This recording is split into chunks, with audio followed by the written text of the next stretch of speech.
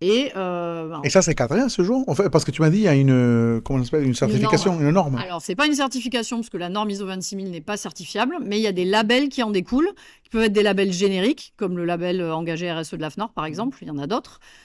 Qui sont basés sur la norme ISO 26000. Et après, tu as des labels sectoriels. Par exemple, il y en a un pour les scopes du BTP, qui est un label lié à la RSE. Il y en a un dans le TP aussi, Excellence TP, qui sont donc des Excellent. labels qui sont basés sur la norme ISO 26000, mais pour simplifier le travail aux entreprises, ont été adaptés au secteur d'activité. Et il y en a, et c'est que ce sont des organismes certificateurs qui ont du coup créé de labels pour. Et qui c'est Alors, qui fait ça? Alors, pour le Excellence TP, c'est la FNTP qui a développé ce Ok. label.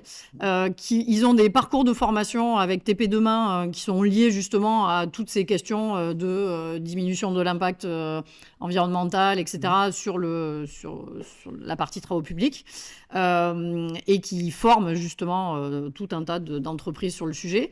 Et ils ont développé ce label pour justement prouver que quand tu es lancé dans ce genre de démarche, que tu aies des moyens de prouver que ça correspond à ce qu'on attend de toi au regard de la norme dans ton secteur d'activité.